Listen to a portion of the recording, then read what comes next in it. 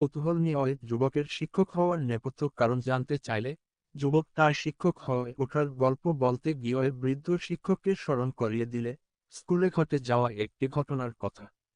মনে আছে স্যার, একদিন আমার এক সহপাঠী বন্ধু, যে আপনারও ছাত্র ছিল, একটি নতুন হাতঘড়ি নিয়ে ওই ক্লাসে এসেছিল। তার ঘড়িটি এতটাই সুন্দর ছিল যে আমি কোনোভাবেই লোভ সামলাতে পারিনি। সিদ্ধান্ত নিয়েছিলাম, যেভাবেই হোক ঘড়িটি আমার চাই। এরপর সুযোগমতো তার পকেট থেকে ঘড়িটি চুরি করি আমি। কিছুক্ষণ পর আমার সেই বন্ধু তার ঘড়ির অনুপস্থিতি লক্ষ্য করে এবং তখনই আমাদের স্যার অর্থাৎ আপনার কাছে অভিযোগ করে। তার এই অভিযোগ শুনে আপনি ক্লাসের উদ্দেশ্যে বলেছিলেন, আজ ক্লাস চলাকালীন সময় এই ছাত্রের ঘড়িটি চুরি হয়েছে, যেই চুরি করে থাকো, ঘড়িটি ফিরিয়ে দাও। আপনার নির্দেশ শুনেও আমি ঘড়িটি ফেরত দিতে পারিনি, কারণ ঘড়িটি ছিল আমার কাছে খুবই আকর্ষণীয়। তাছাড়া আমরা খুবই গরিব ছিলাম, এমন ঘড়ি কেনার সামর্থ্য আমাদের ছিল না।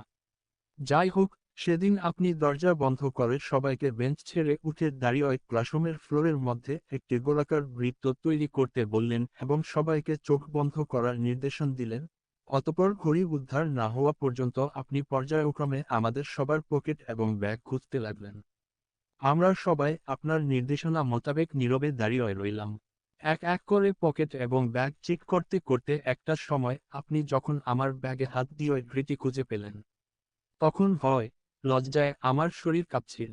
কিন্তু সেই মুহূর্তে ঘড়িটি আমার কাছ থেকে উদ্ধার হবার পরও আপনি কিছু বলেননি এবং শেষ পর্যন্ত সব ছাত্রকেই চেক করছিলেন।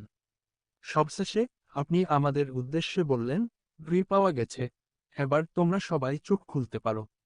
ঘড়িটি পাবার পর আমার সেই বন্ধুটি আপনার কাছে জানতে চেয়েছিল, ঘড়িটি কার কাছে পাওয়া গিয়েছিল। আপনি তাকে বলছিলেন, ঘড়িটি কার কাছে পাওয়া গেছে সেটা গুরুত্বপূর্ণ নয়, তোমার ঘড়ি যে পাওয়া গেছে সেটাই গুরুত্বপূর্ণ। সেই দিনের ঘটনা নিয়ে পরবর্তীতে আপনি আমার সাথে আর কোনো কথা বলেননি।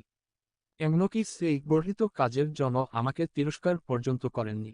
নৈতিক শিক্ষা দেওয়ার জন্য আপনি আমাকে স্কুলের কোনো কামরায় নিয়ে যান।